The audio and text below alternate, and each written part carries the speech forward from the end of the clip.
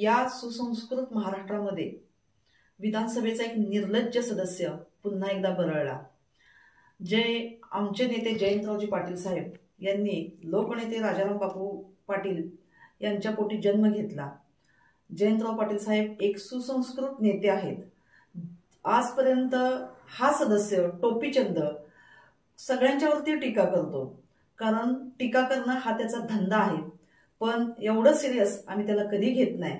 पण जे लोकनेते राजाराम बापू यांच्या पायात जी चप्पल होती त्या चप्पलनं हाणायची सुद्धा ह्याची लायकी नाही, कारण त्या चप्पलनं हाणणं सुद्धा आम्हाला याला पाप वाटतं। लोकनेते राजाराम बापू अवघ्या महाराष्ट्रामध्ये, या सांगली जिल्ह्यामध्ये, महाराष्ट्रामध्ये नव्हे या देशामध्ये मोठमोठ्या नेत्यांशी परिचित असणारे, कामातून मोठे झालेले वारकरी संप्रदायातले लोकनेते राजाराम बापू होते।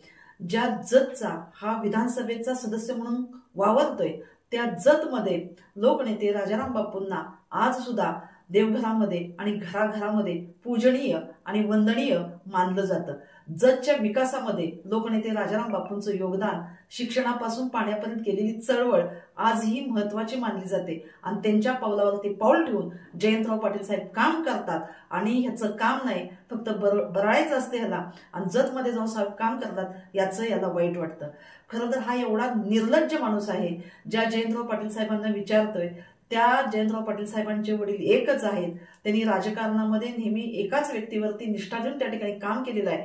पण ह्यानं किती आतापर्यंत बाप बदलले याचा प्रश्न ह्याने स्वतःला विचारावा। ह्या अगोदर कुठं होता तेव्हा ह्याचा बाप कोण होता, वंचित आघाडीमध्ये गेल्यानंतर ह्याचा बाप कोण होता, आता सध्या ह्याचा बाप कोण आहे। असला हा निर्लज्ज माणूस, ह्याला आम्ही कधीही गृहीत धरत नव्हतो। पण आता मी त्याला आव्हान करते की बाईनं मारलेलं फार वाईट असतं, आणि जेव्हा आमची महिला आघाडी ह्याला चपलं फेकून मारेल तेव्हा याला या महाराष्ट्रामध्ये तोंड दाखवायला सुद्धा जागा उरणार नाही। पण आता आम्ही ह्याचा बंदोबस्त केल्याशिवाय राहणार नाही, असा इशारा मी या बाईटच्या माध्यमातून। अत्याधुनिक आणि सर्व सोयी सुविधांयुक्त रुग्णांच्या आरोग्याची काळजी घेणारं आपलं हॉस्पिटल लक्ष्मी नारायण हॉस्पिटल। संपर्क 023 42 22 57 75।